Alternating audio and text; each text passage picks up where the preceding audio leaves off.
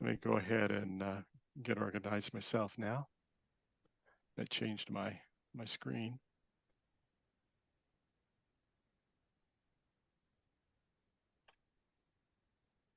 All right, I think we'll go ahead and get started. Hi, everyone. My name is Bill Daniels, and I'm the program leader for Native Seed Communities, which is a project of the Indiana Native Plant Society. And we're very glad you're here to join us. You've joined us tonight for Dolly's presentation. We also have Deb Housen, our tech master, who's helping us uh, make sure the presentation runs smoothly. Our team welcomes you. So I'm very glad you've joined us. Um, Before I introduce Dolly, though, I'd like to share a little bit of information about Indiana Native Seed Communities. We promote networks of native plant enthusiasts working together regionally to procure, to process, and propagate native plants from seed to increase these beautiful and ecologically appropriate native plants in all of our landscapes. These presentations are devoted to discussing the propagation of native plants from seeds and the spotlighting of organizations that bring people together, mobilize native plant enthusiasts to use these seed-grown plants in all of our landscapes. We have a lot of resources on our INPS, Indiana Native Plant Society's website. We do have social media, Facebook, Instagram. Maybe Instagram isn't as active, but definitely our Facebook group has over 3,000 followers. And if you're not on there, we encourage you to get on with us. Um, Also, if you have any questions, please pop those into the chat. And Deb Housen, she'll be handling the questions and so forth, working with Dolly on that throughout the presentation and at the end. All right, well, let's go ahead and introduce Dolly. Dolly Foster has been a horticulturist for 24 years, a certified arborist since 2008, and she holds a master's in agriculture from U of I. For the past 24 years, Dolly has been presenting lectures on many gardening topics. She spent 2 years as adjunct faculty at Joliet Junior College Agriculture and Horticulture Department and 18 years in the parks and recreation industry as staff horticulturist for 2 park districts. She has been butterfly gardening from the very beginning of her gardening career, and her passion has led her to raising monarch and swallowtail butterflies for the past 16 years. Her garden at home has been a Monarch Waystation since 2011. Dolly also runs a microplant nursery at her home, selling plants exclusively for pollinators. And that she does this through June and October. I now give you Dolly Foster. Thank you, Bill. Good evening, everybody. I'm so glad you could be here. I am really excited to talk about collecting seeds and cleaning seeds. It is one of my favorite parts of gardening. I've been doing it for, I don't know, about 9 to 10 years. I think I've been collecting and cleaning seeds. And I think it's a really exciting thing about gardening and a lost art. And so we're going to talk about this. And today is International Cat Day, so you're going to hear my cat in the background. Ay, ay, ay. All right, let's get started. So why collect your own seeds? Well, collecting your own seeds is important in a lot of ways. I think it's great because it's an inexpensive way to get more plants for yourself and to share.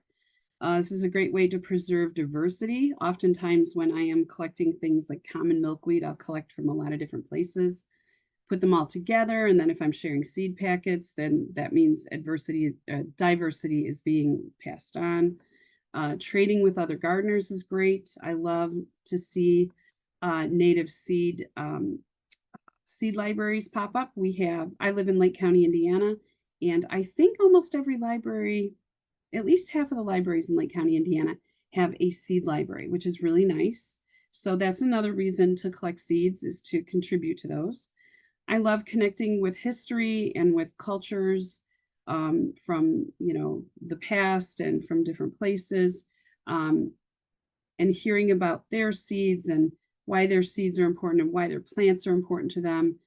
There's, really beautiful lore about the medicinal uses for most of our native seeds from the indigenous cultures in North America. And I really think that that's a beautiful tradition to carry on. And we do need to keep our plants going and healthy from generation to generation to keep that tradition going.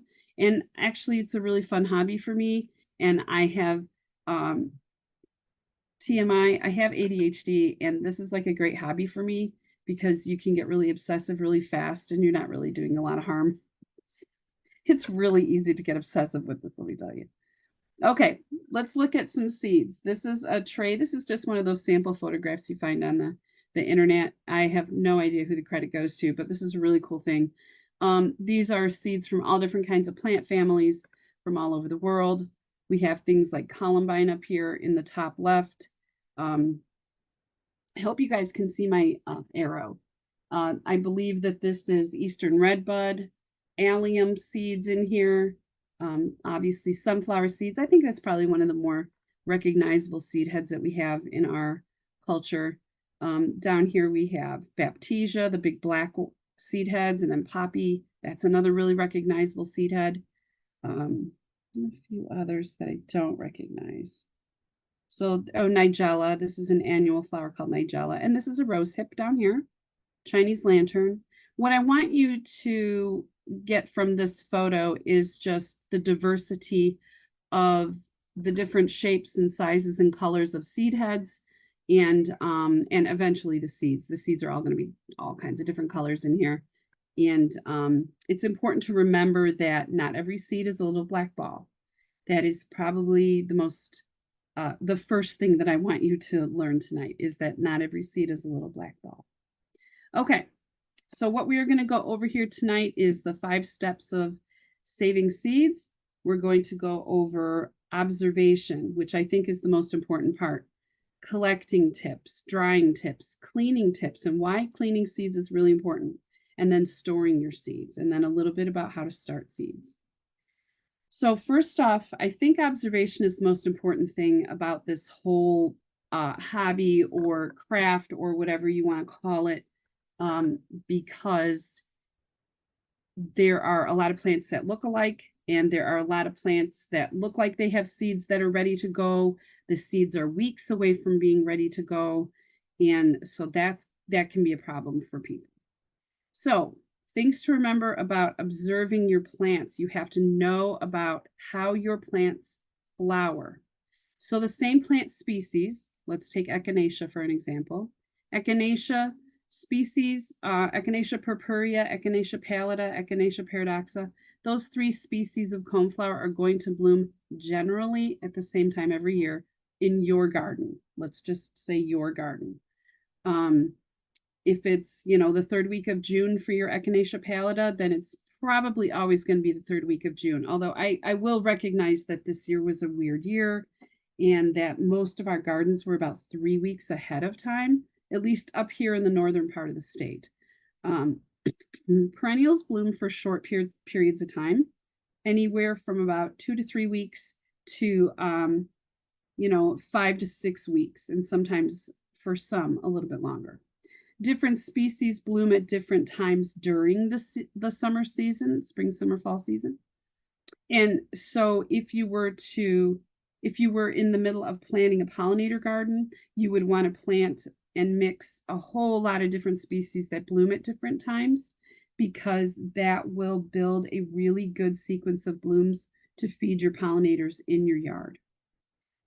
Flowers on the same plant are going to bloom sequentially. And that will make sense in a minute. I'm going to show you some photos. And plants either bloom from top to bottom or bottom to top. So this is where I think observation is very important because let's go over this first before I explain that point. This is an annual flower called Cosmos sulphureus Diablo. Mostly what I'm going to talk about tonight are natives, with very few non-natives smattered in there a little bit, but most of this is all natives. So except for this is a really good plant to show this illustration of the sequence of blooming. So note over on the left-hand side of the photo that the flower bud for a new flower on this plant is very tight. It's kind of a reddish color. It's very tight, very small. A couple of days later, it's going to start to open a little bit, and it's going to start to loosen up, and it's going to start to color up. And then the flower blooms. That's in the center. And then after the flower has been pollinated, the petals drop and the flower closes back up. Now, this isn't the same for every single plant on planet Earth, but this is typical. Okay, so you can see that at the top of this flower bud here, it's closed back up. These are the pistils. They're covered with pollen because this flower has been pollinated. And then over here, we have an immature seed head. So these are the actual seeds. Would you cut this flower yet? Most of the time when we're going out and we're cutting seed heads to collect flowers, we have to recognize the fact that dried out, papery, hard looking, old looking is what we're looking for. This is too new, too green, too fleshy. Over here, we have a mature seed head, but still it's not quite dry enough. The sepals around the seeds are not quite papery enough. And down here in the bottom right-hand corner is a mature seed head. This one is ready to go, ready to be collected because all of the sepals around the seeds have fallen off. And so that means that this mature seed head up here on the right in the big photo, the seeds are all kind of closed up. They need to dry out and spread out, and they look kind of like a little firework. So that's for this plant, but I just want you to notice tight flower buds, more open flower buds, colored flower buds, the flower itself, you know, the pollinated flower, the immature seed head. Things like this, if you can learn to start observing these and noting these for the species that you grow, this will make it a lot easier for you to go out and collect seeds, and it'll make you a lot more successful. So let's talk about echinacea again. What I was talking about before, observing how the flowers are produced on a plant is really important. So for a plant like purple coneflower or zinnia down here in the bottom right-hand corner, these plants are in the aster family. The aster family is the biggest plant family on Earth, and certainly in North America. It originated in North America. Many of our native plants that we grow in our gardens are in the aster family.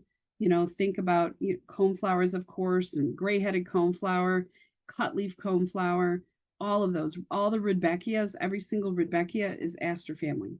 So there's a lot. Liatris is aster family, and I can go on and on.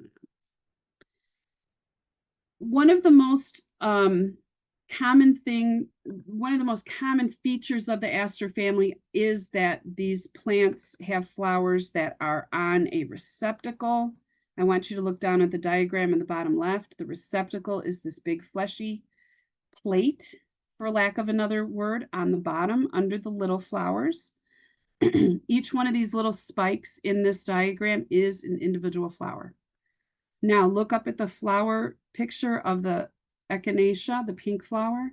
Each one of those little yellow blobs is a flower. These plants, just like the zinnias, the coneflowers, the black-eyed Susans, all of those, they flower from the outside to the inside of the flower.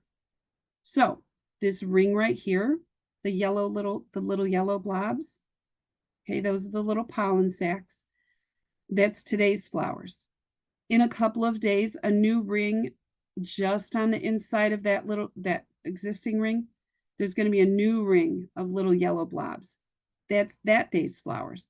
And then so on and so on and so on and so on until the center blooms. And so if you look down at the zinnia, same thing. The yellow flowers, the little stars, those are the anthers. Those are the pollen sacs, and those are today's flowers. Yesterday they were below, the ring below, and the day before it was the ring below. And zinnias, some zinnias do really weird things. So like when this flower started out, everything was flat. This whole flower is flat, but you can kind of see now this flower is elongated. So so you know it is in the cone flower family. The echinacea, this cone is kind of flat right now, but you know that at the end of the season, the cone is going to be more evident. This is an echinacea right here. So it's going to be a big cone. And this cone is full of seeds. Okay. So this is a flower that blooms from the outside and goes in. This is Liatris. This is also in the Asteraceae family. This flower blooms from the top to the bottom. So you can see that in the picture over here, top to bottom. And you can see over here in the picture of the seeds that the seeds on the top are kind of a light gray color. Some of them are sort of white. Some of them are just not quite formed.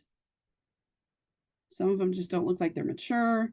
If they are not the dark black color like they are towards the middle and the bottom of the stem, like say right here, then they're probably not fully mature and they probably will not grow into a new plant. So what probably happened was when this stem was flowering, like this photo over here on the left, the main pollinator that it needed probably wasn't around. It wasn't available during that week or whatever, those few days. But the pollinator was available a few days later when everything in the middle and towards the bottom of the stem was in flower. Okay. So, so again, this flower blooms from top to bottom. And again, each one of these little knobs on here on this stem over on the left side, each one of these little pink knobs is a collection of flowers. So it's not just one flower. It's a collection of a few, I think. No, that's just one flower. No, it's just one flower. Sorry. Temporarily confused. Okay. Let's look at wild petunia. Over here at the wild petunia, these bloom from the bottom of the stem to the top of the stem. Okay, and this is one of those perennials, native perennials that is really nice to have in the garden because it's a really popular pollinator plant. It is a host plant for two butterflies. I think one of them is the common buckeye butterfly. And then this is one of the longer blooming perennials that I have in my garden. So it starts blooming somewhere around, I'd say, middle of July, but then it's going to bloom all the way through to the beginning of October. So it blooms for a long, long time. It has a lot of food for a lot of pollinators. And as it starts to bloom down in the bottom, it looks like it's blooming at the top of the stem, and then the stem just keeps elongating and it just keeps getting more and more flowers as it goes up. These are the seed pods over here on the right. Very nice little, cool little seed pods. They're kind of woody, they're kind of hard, and they are what we call ballistic seed pods. They explode as they dry up. It creates tension in those little the two halves of the seed pod. And as it shrinks and dries out, it creates tension and tension and tension until it just explodes. And so it's really easy to collect these seeds, but to dry these seeds is a little tricky, and I'm going to talk about it later, about how to dry it. Okay, so that's just 3 examples of observing how plants flower. Top to bottom, bottom to top, from the outside to the inside. Not very many cone flowers or daisies bloom from the outside, from the inside to the outside. It's always out to in. So if you can commit those observations, you will be more successful. So let's talk about knowing when flowers are ready to collect. Which seed head are you going to collect from the zinnia? For annuals like zinnias, and the reason why I talk about annuals when we're talking about native plants, there are a few annuals that are really good for pollinators in the respect that they attract a lot of pollinators. And I think zinnias are one of them. And just also in the respect that sometimes the aesthetic of a native garden isn't always the taste of the neighborhood. And so to have like a couple of big bright pots of zinnia on your front doorstep or alongside your sidewalk or something like that will really kind of calm the nerves of the neighbors if they get kind of nervous because you have a prairie garden. So that's stepping off the soapbox now. Okay. For zinnias, typically I would find the biggest, the healthiest stem, the main stem, if you will, of the plant. Mark that biggest, healthiest looking flower with a piece of string or a piece of ribbon or something, and then don't deadhead those flowers. Let them develop into seed heads. But in this photograph, there is one seed head in here that I would not choose to collect any seeds from, and that is one right here in the dead center, because this one has something wrong with it. There is some kind of fungus inside the zinnia, and it's causing the petals to curl. So I would not collect that one, but I would collect this one, and I would collect this one over here. I really hope you guys can see my arrow. Okay, some more tips about knowing when Dolly, seeds. we can see your arrow. Thank you, Bill. At least I can. Okay, great. All right, some more tips about knowing when your seeds are ready on your plants. Learn the cues that nature are giving you. You know, dried out petals, dried out sepals, petals falling off. Seeds are not ready just when the petals drop, though. Seeds are going to take a while to develop. Your plant's going to tell you when those seeds are ready. Try, if you can, to leave your seed pods or the seed heads or whatever it is on whatever species you're looking at. Try and leave them on as long as humanly possible, because if for some species, if you collect too soon, those seeds are not going to be viable at all. And so leaving them on as long as humanly possible is important. And liatris is one of those examples. Leave it on as long as possible, let them mature. There is a difference between a seed being developed and a seed being mature and a seed being ripe. All right. So what you can do to protect your seed heads from the seeds falling, escaping, blowing away like in milkweed, or being eaten by birds, if you want to keep a few seed heads for yourself, is to use a protective sleeve. So that's kind of like a blossom bag, a little organza bag. I'm going to show you a photo of that in a minute. Generally, for most species, seeds are going to be ripe when they turn from white or green to brown or black. But that's just a very, very generalized statement. There are some seeds that are kind of like a dark brownish red. I'm trying to think of the seeds that I collect. Some seeds are gray.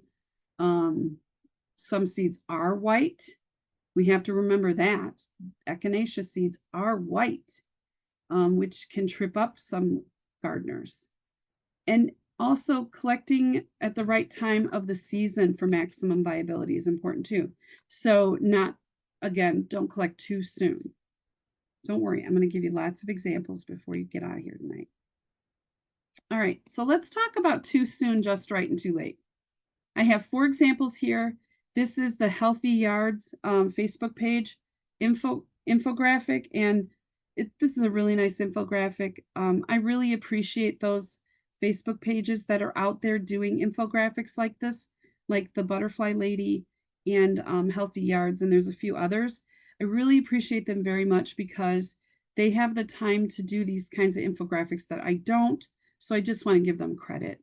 On the top line, we have common milkweed. I have inserted the common milkweed flower bud over here. This is at the very beginning of this flower bud. As it matures, it's going to color up and turn pink, or a whitish pink, depending on, like what seed strain you have. When we are looking at when the pods develop, we want to make sure that the pods get developed, okay? So these are developing pods. They are maturing. This one down here that's kind of white is a seed pod that is going to definitely fall off and abort because it did not develop. For some reason, that flower did not get fully pollinated.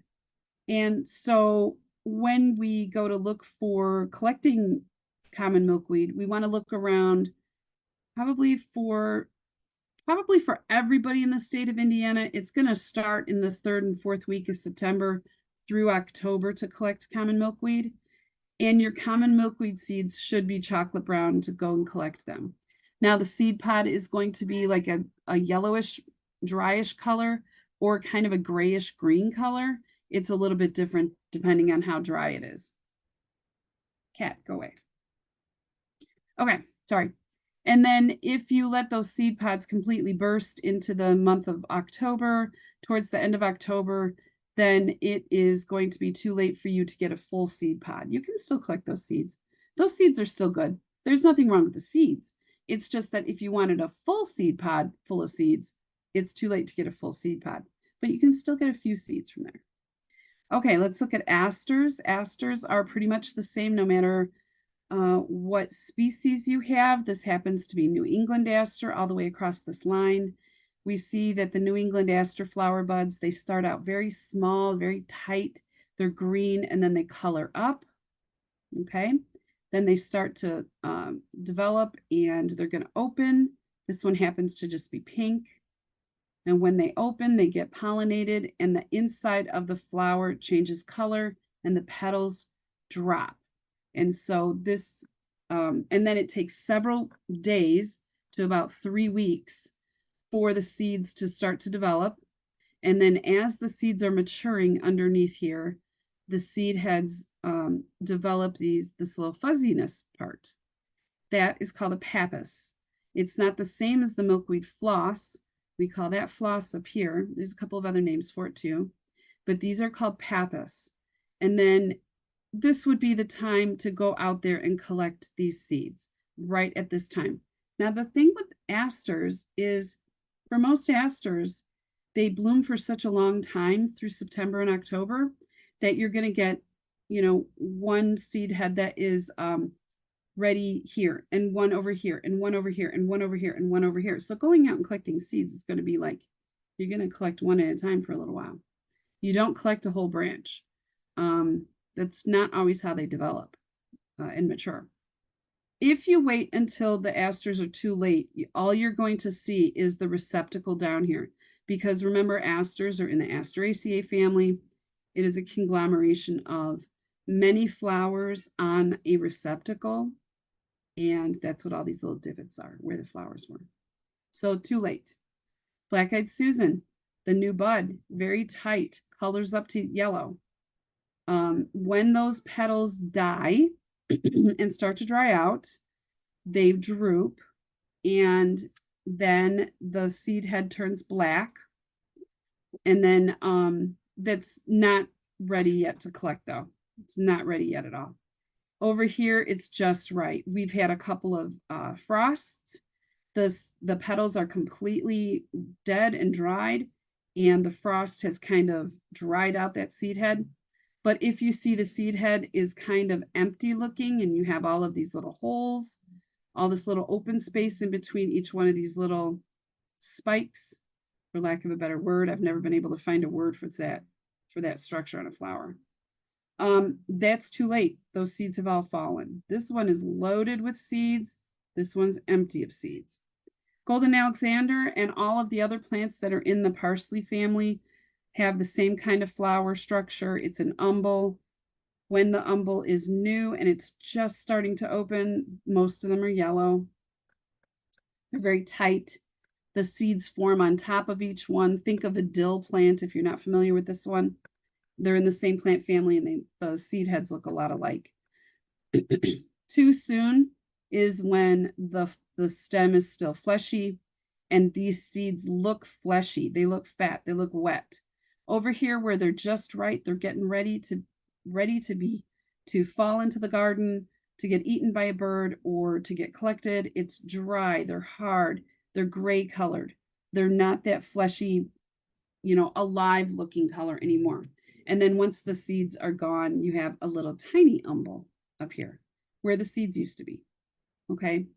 So we're not going to go through like 100 species like that, but I really like this infographic because it sort of covers a couple of different plant families, and that will help you start to realize that when a flower is dead, you cannot just go out and collect that flower head and expect to get seeds. They won't be there. So again, for things in the garden like annuals, like zinnias and other things in the aster family, you can wait until that seed head's completely dry and they are starting to shatter, which means they're starting to fall apart. That's another cue. All right, again, here's our friend New England aster. Here I just want to point out that this is a New England aster flower that has just opened. That's today's flower. This is yesterday's flower that did get pollinated successfully, and that's why the inside of it is kind of an orangey brown color. And that's how you know that pollinators are visiting your plants. And then when they get the pappus on top and you let them dry for just a little bit longer, then you can collect them. Vernonia fasciculata, this is common ironweed. Again, this is also in the Asteraceae family. How do we know that? This plant has a receptacle. All those little dots on the receptacle are where the flowers were. Each one of these individual flowers is a conglomeration of about 20 flowers, 20, 30 flowers. And then again, same thing. When the pappus appear above the seeds, you can take those seed heads and you can collect the seeds. And for a plant like New England aster and for ironweed, when it comes to cleaning, I really don't try and clean the pappus off of those because I'm hand cleaning my seeds. I don't have any machinery, and those little pappus filaments are just they're like glued to those seeds. They do not come off easily. You need machinery to get them off.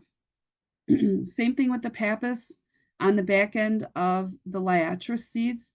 This is Northern Blazing Star. Each one of these buttons here, the green buttons developing into the purple buttons, opening into the full flowers. Each one of these is a collection of flowers. You can see because of the little dots in here, each one of these is a bud, a flower bud. And so each one of these is a seed. Each one of these little black filaments here is a seed. And then the pappus on top, and the pappus helps those seeds travel. It helps them travel across the garden, across the prairie.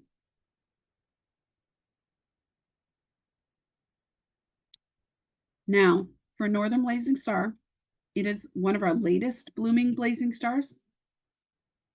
And so this is one that I don't even look at to collect until November. For me, it's my very, very last seed to collect.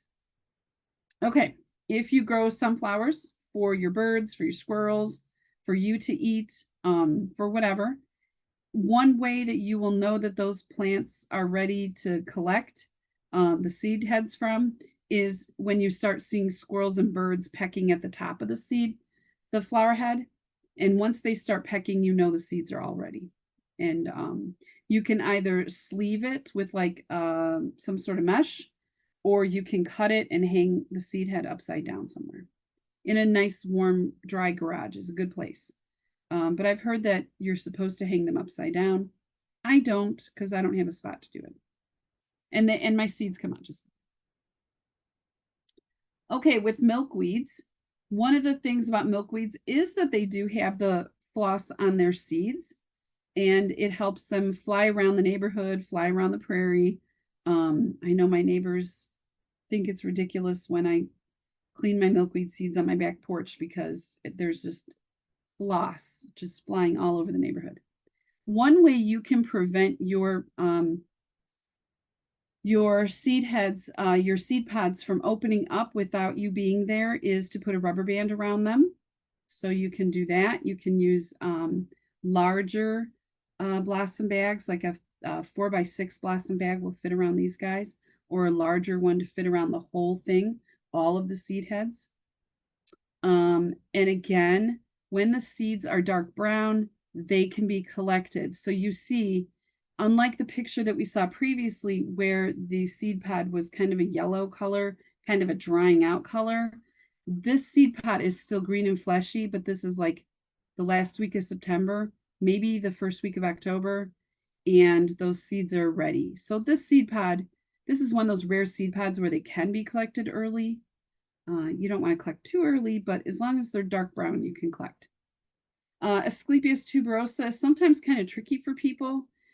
Rule of thumb is that the seed pod is going to develop and grow, and it's going to be kind of a spring green color until the seeds are ready. And when the seeds are ready, they turn yellow or they turn kind of a mauve color.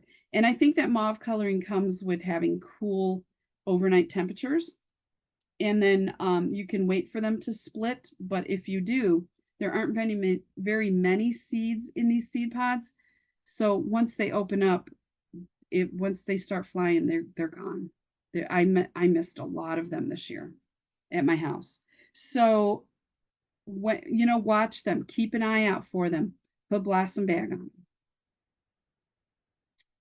Agastache, Anise hyssop, is another one of our really nice natives that gets around here. It's also pretty popular in the garden centers. There's some cultivars out there that are, still equally good for pollinators. They have a nice little purple flower on them, like right here.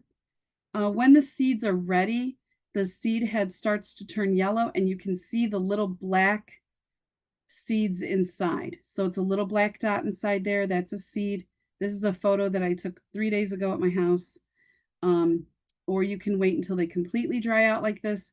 When they completely dry out like this, there's plenty of seeds still in there for you to collect a little bit so that you can grow some plants for yourself. Really, really easy seed to collect.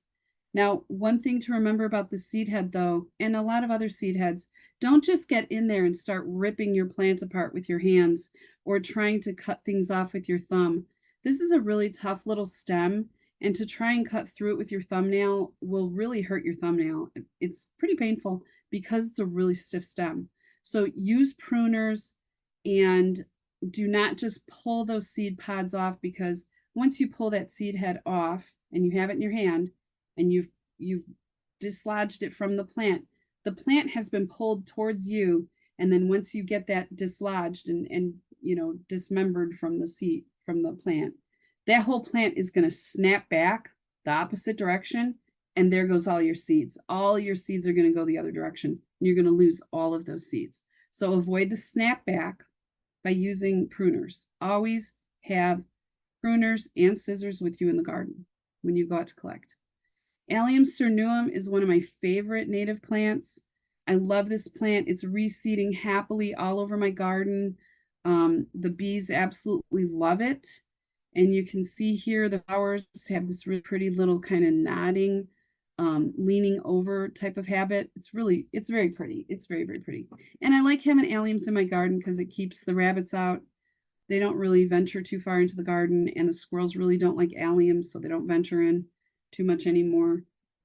But you can see the center picture here is a seed head that has developed. The seeds are all there. They're all developed, but they are not mature yet and ripened. And so that's what this photo is down here on the bottom right. This is a mature, ripened seed head for this plant. And the seed heads on this plant are never going to be a perfect orb.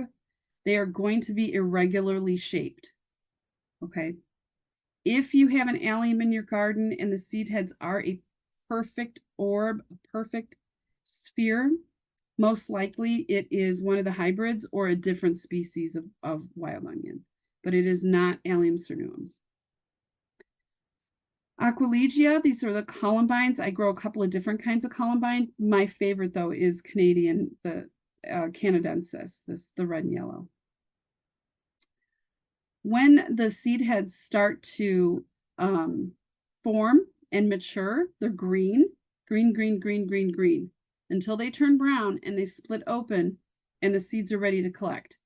Except a couple of years ago, I noticed that the seed heads on one of my cultivar columbine, it never dried out, never turned brown. So I cut one of those seed heads off and opened it up, and sure as heck, there were the seeds. They were totally mature, but for some reason the seed pod did not turn brown, and I don't know why.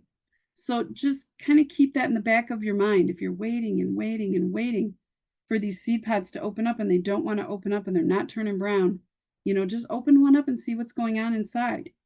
There's a lot of different plants that you can do that for, just to check and see what the progress is.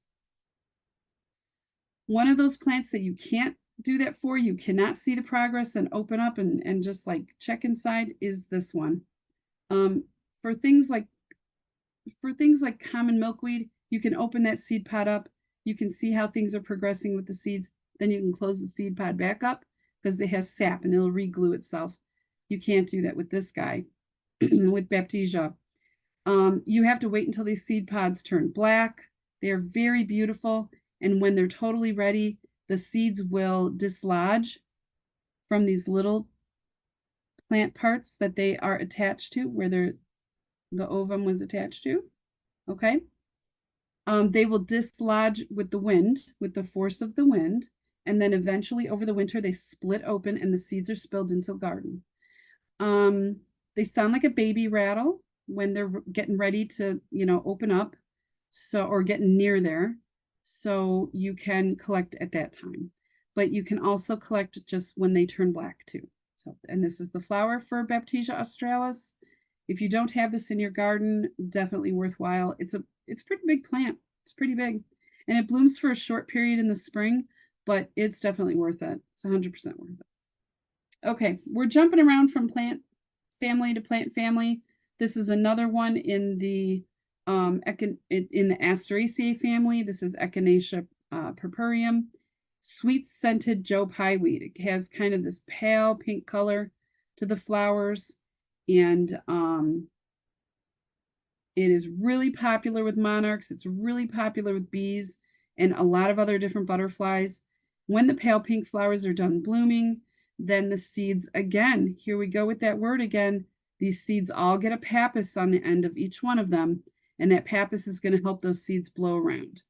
And I know it works because there's Joe Pye weed all over my neighborhood. So it does work. When the seeds are all fuzzy like this, the whole seed head is fuzzy like this. If you have never grown this plant before, and this is like, maybe one of your first or second years for this, I would say collect all these seed heads, collect all of the seeds. Don't let very much of it seed into your garden unless you are anticipating and wanting your plants to really spread around your garden. My garden's kind of small, so I don't want that. So usually I collect all those seeds, except for this year I didn't get out there in time. So, but again, as soon as you see the fuzziness, that plant is telling you those seeds are ready to go. Geranium maculatum, this is one of our wild geraniums, one of our native geraniums. It's one of my first perennial plants in the garden to bloom. It blooms before Baptisia. I love this plant. I love it. Other people hate it, and I don't know why. I just really like it a lot. After the flowers have been pollinated, the petals are going to drop. You can sort of see it in the back here and down here. The petals kind of dry up and they drop. And you sort of have this naked structure left. This is where the name crane's bill comes from. Okay. This kind of looks like a crane's bill, like a long beak of a crane. All right. And when the seeds, this is another ballistic seed dispersal plant. And so when the seed heads are dried up, it's creating tension and more tension and more tension. And all of a sudden they kind of explode and they curl up. And each one of these little cups had a seed in it. Because once you see this little curled structure, those seeds are gone. They're gone. See you later. So you want to try and put blossom bags on your flower heads at this state. When this part starts to turn black, okay? I found in the past few years I've done this. I've collected the seeds for these guys. They're hard to collect. They're really difficult to gauge when you should put the blossom bag over that seed head. If you put it too soon, I find that for some reason the seeds don't really develop properly. You don't get a lot of seeds. You don't get this nice structure where the seeds snap up and disperse really easily how they're supposed to. It doesn't happen really easily inside the seed head or inside of a blossom bag if you put it on too early. So wait until these little structures turn black. I don't know why that's true, but that's been my experience. All I can do is tell you what my experience is. So hibiscus, swamp rose hibiscus, swamp rose mallow, rather. This is the color that mine is. For some reason I got a hot pink one. These are pretty easy to know when to collect. They get dry, they split, there's lots of seeds inside.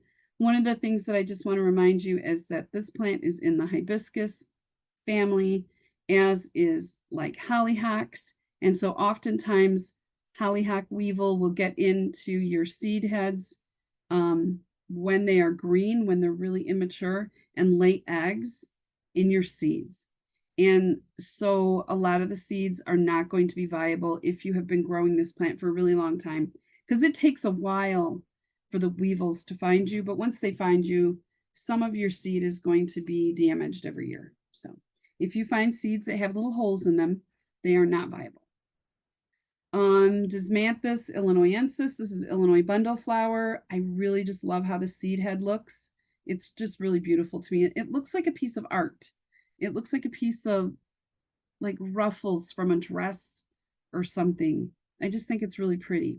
But in between each one of these little ruffles, each one of these little brown seeds is the seed in between all of these ruffles.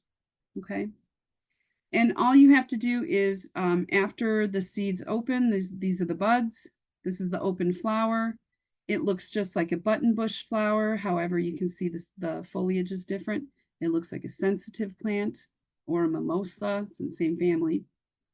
And once these all die back, then this ruffled seed head is going to develop. And once it's dried out and it's like this dark brown, black color, blackish, brownish color, once that colors up like that, then they're ready to go. And this is going to be at the end of September, early October. Senna, same thing. They're going to color up. They're going to turn black when they're ready. This was a photo that I took when I collected seeds a couple years ago. The New England aster were still blooming, and the leaves on this plant were turning yellow. It has really pretty fall color. It's one of the few perennials that does have fall color, so it's definitely worth it to have it in the garden. Really popular plant with pollinators, especially bees. And then the seed pods are these little long bean pods, because it is in the legume family. Verbena hestata is, and Verbena stricta, blue vervain and hoary vervain, same kind of seed pod structure, seed head structure. This plant blooms from bottom to top. You can see that. So once you start seeing flowers at the top of this little structure, way up at the tip, you know that it's done blooming or almost done blooming. The seed heads are all going to start looking like this. And these are all smaller than the width of a pencil. They're very, very tiny. And each one of these little bumps on here is where there was a flower. And each one of these little things is going to open up, and it's going to be a little hole when it dries up and opens, and there will be one seed inside. And so all you have to do is wait for these to turn kind of a, start turning from green to brown. But they can be collected a little bit earlier. Once you see that the hole has opened on each one of these little pockets, then you can collect it. If you collect, if you snap off one of these little arms and you shake it into a bag and you hear seed falling out, the seed is ready to go. And it's the same way with hoary vervain too. Silphium lacinianum, this is compass plant. One of my favorite new plants that I've discovered, which is ironic because this plant is eons old, just like all the other natives. But it's kind of a new plant for me in my garden. It's really cool. It took a long time for my silphium, my compass plants to bloom. And then the other day I went outside to look for seeds and to take pictures of the seed head. This flower stem in my garden, it did not stand up like this one in this picture on the left. Mine was all like leaning and curled and curved and did all kinds of crazy stuff because there are no other compass plant and there are no other big native plants like right next to it to help hold it up, which is the beauty of adding grasses into your garden, is that they hold up those big heavy stems of the big perennials. But when you're out there and you're looking for this plant's seeds and you want to try and get these seeds before the birds get them, same thing for rosinweed and cup plant, have to get it before the birds get it, is that you want to look at each seed head. And once you start seeing this ring, for compass plant, the ring is going to be kind of a dark purple, kind of a brown color. This is the row of seeds right here. Now, even though this plant is in the aster family, and all of these should have been flowers all the way across the seed head, for some reason with these plants, it's only the outside petal ring that blooms. It's not the center. Never seen seeds in the center of any of my silphiums. And so all you have to do is cut this seed head off, and you just kind of split this open, and the seeds are the dark purple. For cup plant and for rosinweed, the seeds are gray. Same thing though, same structure. It's almost an identical flower. There's just a few little differences, size being one of them. Okay, let's start talking about collecting. Dolly, I just want to give you a time check. It's 7:54. Okay. So all right, we're gonna race through. Okie dokie. So if anybody has to get off of this, then go ahead and get off of this, but we've recorded this talk, and we'll go as long as we can until Bill cuts me off. Okay. All right, let's talk about collecting. Collecting is pretty easily. You just want to note that seeds will take 2 to 8 weeks to develop and ripen, so don't get out there right when the petals drop. Fleshy seed pods like milkweed can be put into paper bags to dry. However, you don't want to fill the whole bag up to the top. Seeds need good airflow to dry properly. It's really important. We talked about sunflowers. Be aware that some plants are ballistic seed pods. So we have violets, geranium, touch-me-not, which is jewelweed, oxalis, which is wood sorrel, kind of a little weedy plant, mustards. These all have ejecting seed pods. So use a blossom bag when you are wanting to collect those. And so this is what a blossom bag looks like. You can get these for like $100 for $10 on Amazon. So easy peasy to get these, or you can get them at the dollar store. Some more things about harvesting. Going out and harvesting, you want to have paper bags with you, pruners, scissors, different stems, different cutters. Markers are important because you should be marking the bag right when you're cutting the seed head into the bag, and you're going to need gloves for certain plants. Again, paper bags are good for air circulation. A small mesh hamper will work also for certain seeds. Do not take all of the seeds in one area. All plants have a lifespan. And if you over collect, I have found that in a couple of my collection areas, I've over collected. And so now some of those species are getting more and more scarce. Never collect more than 10% in any area, including your own garden. Let some of the seeds fall. Okay, plants have to be renewed. Animals need food. Okay. All right. Make sure you observe before you cut your seeds. Make sure they're ready to cut. Split open the seed pod, check, and then again, cut rather than tear your seed head off. Drying is pretty easy. Paper bags are great for this. Just make sure the stems are upside down.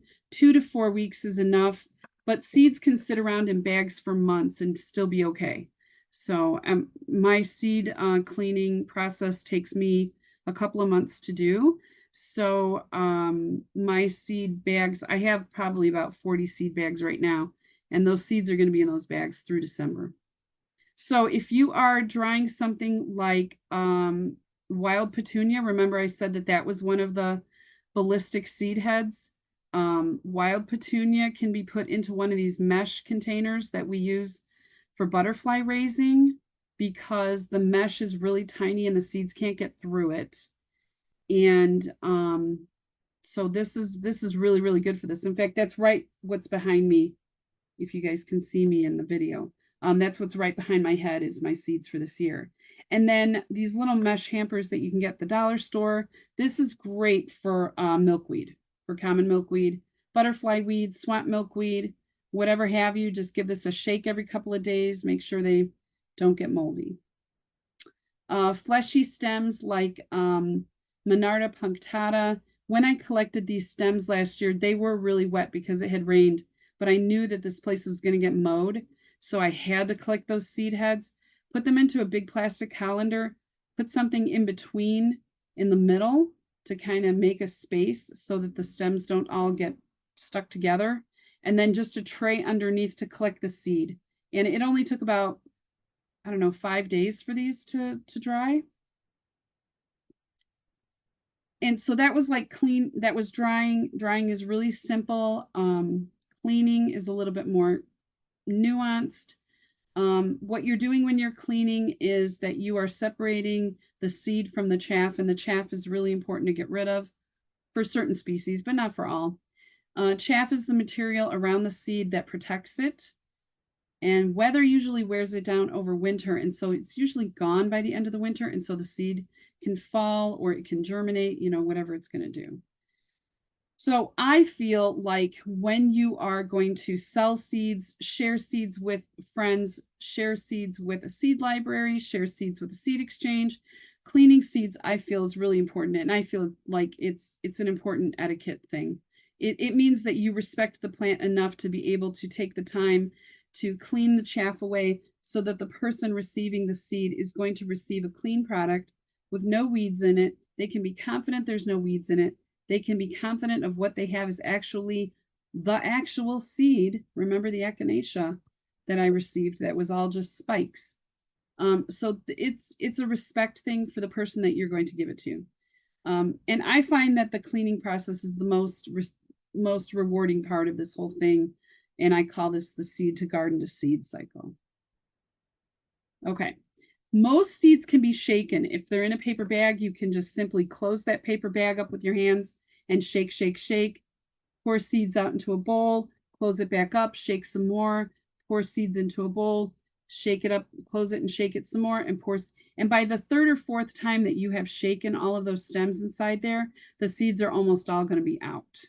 And so that's pretty much how it is for anything like, you know, Baptisia, the bundle weed, the bundle flower, things like that, where the seeds are kind of big and open and the seed pods open easily and they can get out easy.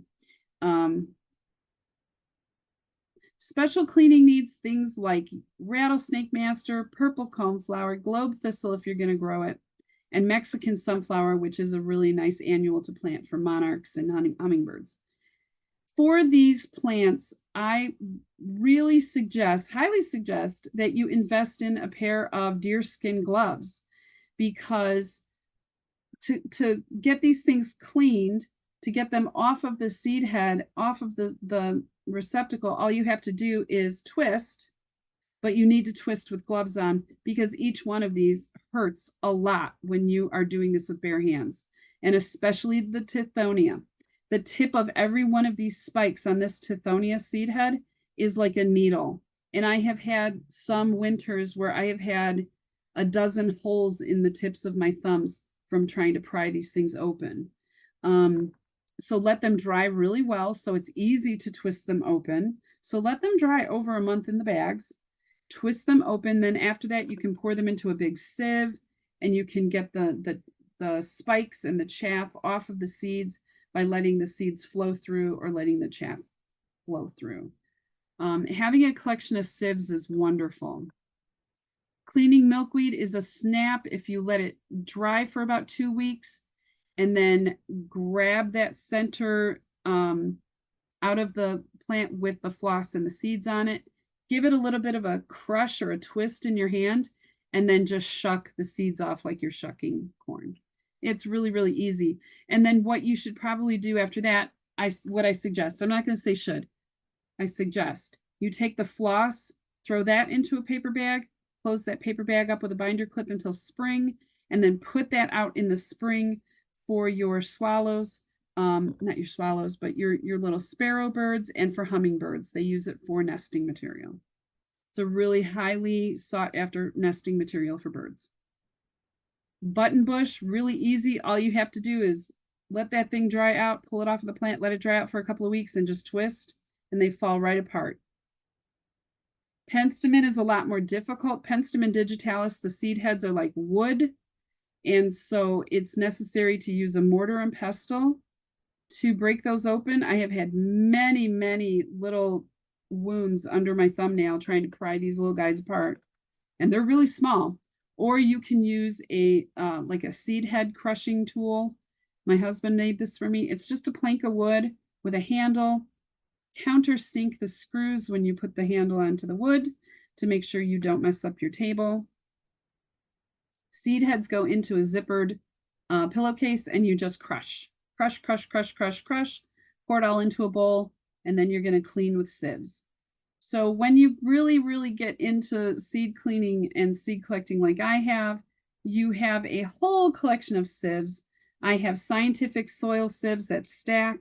Those are really, really nice. But I have also just sought out sieves, you know, like on Amazon, at all of the kitchen gadget stores, and at all of the resale shops around me. And so I just kind of know what size mesh all of my sieves have. And this one in the back with the big round holes is one of my most useful ones. And then for very, very fine seeds, you use one of these little fine ones. I just think it's a really nice tool to have, again, to just get that get the chaff away from your seed. You're going to either be cleaning chaff out of the seed or seed out of your chaff. So one or the other is going to be sitting in the sieve at the end, and you need to be able to identify is what is in this bowl seed or is this chaff? Well, this is agastache, this is anise hyssop, this is the chaff, and this is the seed. Okay. This is Culver's root, I believe. Same deal. And the same deal with like cardinal flower, same kind of flower head. Just pour all the seeds out at that point, and the seeds are like dust. And then you put it through really, really fine mesh, and you'll get the garbage out. This is not morning glory seed. This is Spanish flag vine, which I grow for hummingbirds. Super easy to clean these. You just put it into a little bowl and crush, crush, crush, and you get the seeds out. The most important thing to know about this plant is that if you do grow it, it's a lovely plant to grow, and it's a real showpiece if you want to have something really beautiful at the end of the season. The one thing to really understand is that you cannot collect the seed pods until they are completely dry on the plant. Otherwise, those seeds will never germinate. Wild lupin, super easy to collect. You just collect the whole stem and then bring them inside, put the seed heads, pull the seed pods off. It's in the legume family, so it looks like a pea pod. These things are going to pop open on their own. So they're going to pop open and you'll have seed left over. They just you just touch them and they pop open and you just get the seed out. Senna is similar. Zinnias take a little bit more time. You kind of have to get the garbage out of them, and then you have the seed and the chaff here. This is after you get all the petals off of the zinnia seeds. You have all this chaff that you have to get rid of, and then you have the viable seeds, and then you have the seeds that are white that are not viable. And so this is an illustration here. These are zinnia seeds that are not viable. These are the ones that are viable. It has a little ridge down the middle of the seed. The seeds are fat. They're hard. You can't cut them with your thumbnail. You can't bend them. These are soft and bendable. Okay, so there's no embryo inside. Winnowing is another great way to clean your seeds. You do it outside or with a small fan, but you do this with stainless steel bowls, back and forth, back and forth, back and forth, and the garbage, the chaff just blows away as you're doing it. This is the most ancient way to clean seeds. This is how we've been cleaning seeds for 10,000 years, since we started farming. Now, the way to get dust out of your seeds, if you wanted to go that far, removing the really, really tiny dust and debris, you do with 2 plastic bowls because they create static electricity. You pour from one bowl to another, and once you pour all the seeds into the small bowl, up here in the big bowl, this is all just garbage. This is all just dusty garbage. And you can do this back and forth several times, and then this gets this really, really clean. This, again, this is agastache. This is anise hyssop. And the reason why this works is because of the static electricity. And then the result is seeing clean seeds. This is the goal. Totally clean seeds, except for this one piece of garbage that I noticed in here. That's embarrassing. But for the most part, these are pretty clean. Echinacea seeds here. This is your goal. This is what you want to give someone. You don't want to just give someone a package of seeds with a bunch of garbage in with it. Again, I feel like it's a respect thing. I guess I just internalize stuff too much, but I really enjoy cleaning seeds. It's very relaxing to me. I don't know. Is it necessary to go through all this? It is, but it's not. I think clean your seeds if you're going to share them and you're going to sell them.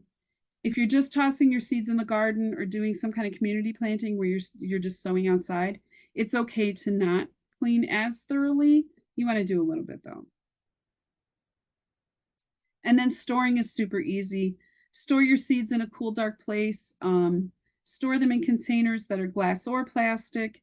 If you're going to use any kind of clear container, I usually just make a liner of black construction paper on the inside, just because they should be in the dark. And my seeds are in my office, not totally dark here. But your seeds should never go in the freezer. Freezer is for like Svalbard, deep, like we're going to store seeds for the apocalypse type of thing. This is not something that you have to do for any of your plants. Out in nature, your plants are not in a freezer over the winter. They are in a state where they are being frozen and thawed and frozen and thawed and frozen and thawed all winter long. Think about how our winters are. We go through freeze periods, thaw periods, freeze, thaw, freeze, thaw. Okay, so your plants, your seeds should never go in the freezer. And the only seeds that have to go in the refrigerator are seeds that are being cold stratified, if you're going to go that direction, do it that way.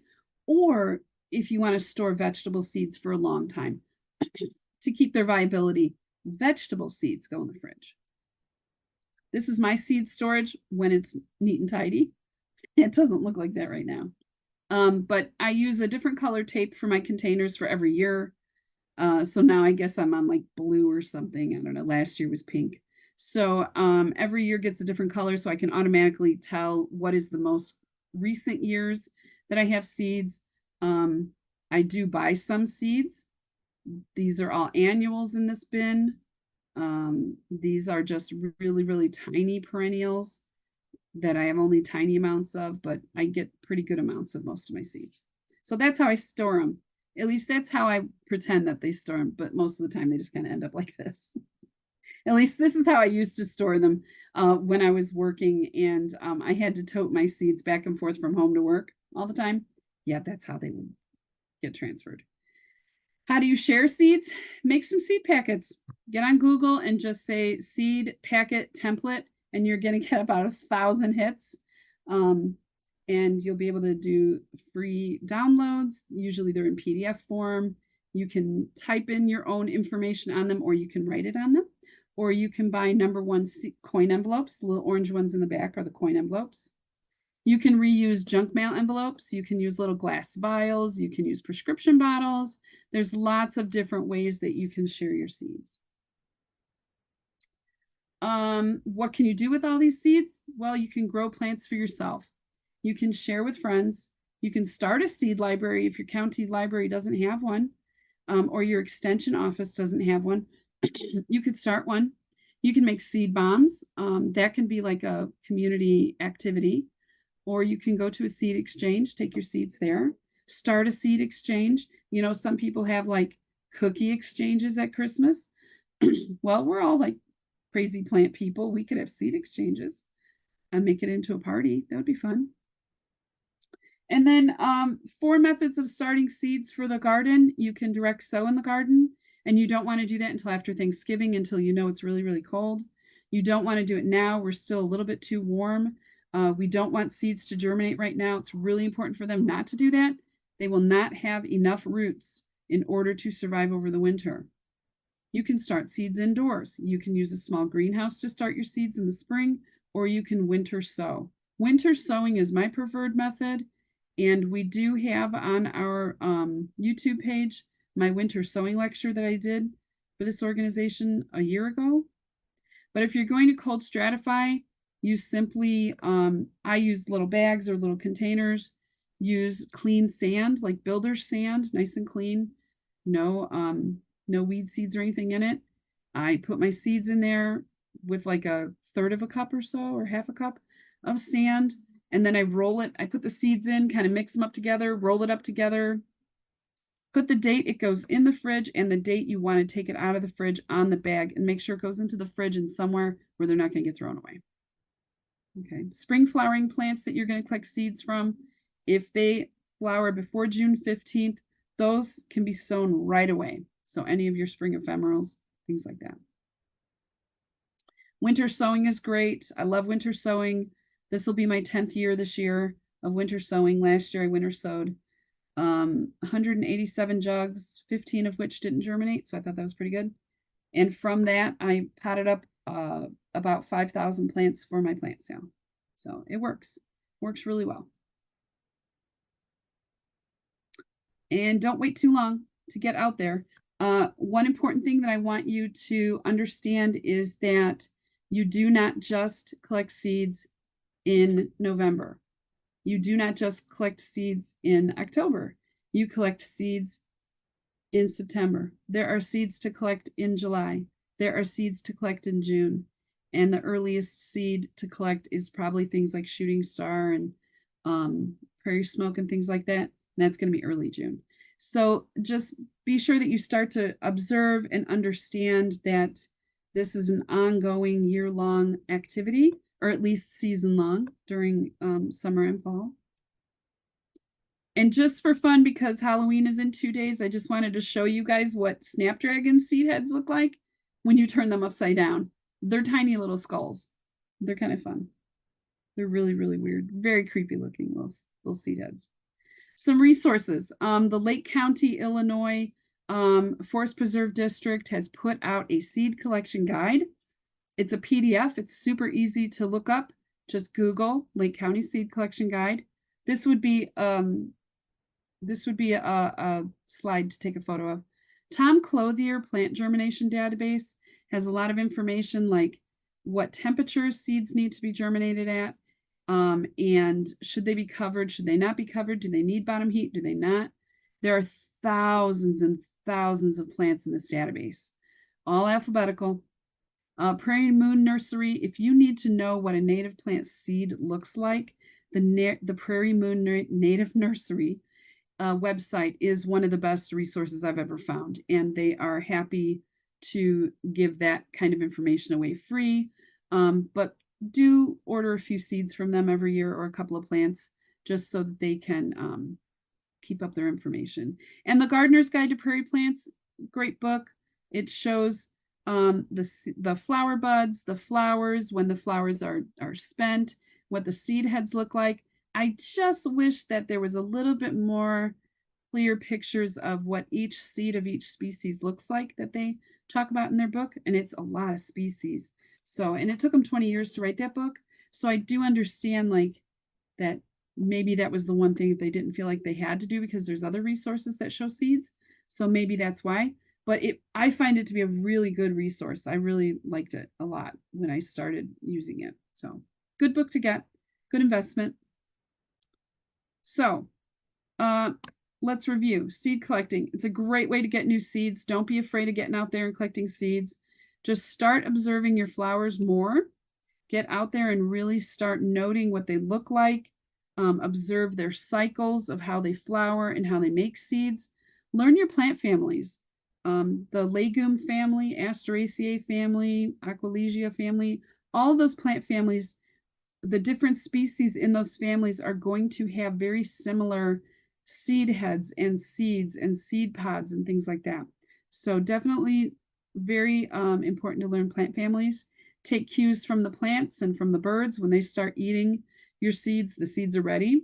And then always label everything. Label your bag when you're collecting. Label when they come in the house and you start cleaning and put it into a bottle or an envelope or whatever. Label, label, label. It's very important. And then I would challenge you to teach someone else how to collect seeds and clean seeds, because I think it's an important skill that we all need to have. And if we are really invested in collecting and making more native plants available in whatever aspect that we choose to do it as a private gardener or like me having a business. I think it's important for more people to know how to do it, how to collect. And if you're going to go collect on any land that is not owned by you, you must have permission to be on that land and never collect seeds from the wild. So that is what I have for you tonight. And that was breakneck speed. Dolly, that was great information. A lot of information, and very valuable. And several people talked about your beautiful photos. If nothing else, that's always a great thing to look at. There are just a couple of questions that did come through, showing your nice, neat shelving of seeds, and that you have different labels for different years. Tells me that you can store seeds for a couple years or longer. Yes. So how long can you, or have you found that you can store your seeds? The longest that I have ever successfully germinated like a large amount of seeds was about 5 years. So, and they don't have to be in the refrigerator for that or anything. So native seeds will live for a long time. I mean, think about the seed bank, the soil seed bank out in nature. I mean, sometimes we turn over soil that's been covered up for 100 years and there's native plants there. So seeds can last for a very, very long time if they're in good condition. And so don't be afraid that you have to use up all your seed really fast in 1 year. It'll last, 5+ years. Okay, great. Well, someone had asked if there was a resource that listed viability for native seeds, but don't know if there is such a thing that you're aware of, or it's just. I'm not aware of anything. I'm not aware of anything, but I did do germination tests of a bunch of things a few years ago. And I think it was 2 years ago, I did germination tests, and I was testing 2016 seed and I still had germination. So I think you can be reasonably certain that you're going to get most seeds about 5 years. Wow, that's great. Then I don't feel so bad that I have seeds still sitting around and that I haven't done anything with them yet. So if nothing else, it's worth just to put them in, and see what happens. Yeah. That's the beauty of winter sowing. That is, let's see, someone was asking where to find the link for the winter sowing video. So if you scroll up through the chat stream, we have listed many links for you. There is one that will have Trello presentations. That would be the easiest place you can go to find Dolly's presentation from, I think it was about a year ago. Yeah. And if you have a problem in getting into that, there's emails for the native plant community, native seed community. Send an email and we'll help you through that process to get that link for you. And let me double check. Great presentation. Great. Let's do it again. So I will end with that. Turn it back over to Bill Daniels to wrap up and give us some closing comments. Thanks again, Dolly. You're welcome. Thanks so much, Dolly. There were so many things about the presentation that I really loved, and I learned. I like that about the dust. I was just cleaning some seeds yesterday, and they were so full of just powder. I'll need to get me a couple of plastic bowls to try that. But one other thing that really I found interesting are the seed packs with the spiky chaff from the echinacea. Yeah. And the first time I collected on my own a number of years ago the wild geranium, I collected the catapult buckets, the little kind of balls on the end, and I Yes. did thankfully I did realize that before I sowed those and didn't waste my time with it. But anyway, but thanks so much. Yes, as far as your presentation, you can also get your earlier presentation on the Indiana Native Plant Society's YouTube channel in our section. I forget what they're called.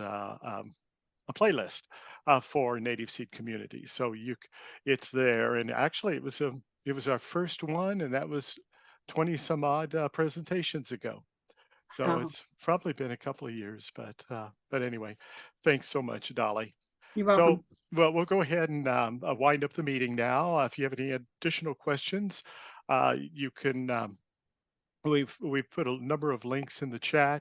Feel free to reach out to seed at indiananativeplants.org. And that comes to me, and I'll answer any questions you might have. We invite you to join our Facebook group, and pictures and experiences are welcome. You have the link in the chat before you leave. Also, we have another presentation coming up next month, November the 8th. It'll be Ian Catton, and he is the owner operator of Wood Thrush Native Plant Nursery in Floyd, Virginia. And he'll be discussing some of the similar stuff, probably techniques and challenges of collecting, storing, and sowing and growing your own native plants, how to time collection and sowing properly in order to overcome seed dormancy. Uh, et cetera. So I've heard Ian speak many times, and I think you'll really appreciate his presentation. I hope to see many of you there. If you're interested in learning more about native plants and propagating in your area, I also invite you to become active or at least involved with your chapter of the Indiana Native Plant Society. And I think I've given links for that as well today. So thanks again, Dolly, for your informative session. You're Also, I'd welcome. like to ask or thank Deb for all her help and all these presentations that we've done together. It was good to see you all. We'll sign off for now and have fun growing natives from seed. Bye-bye, all.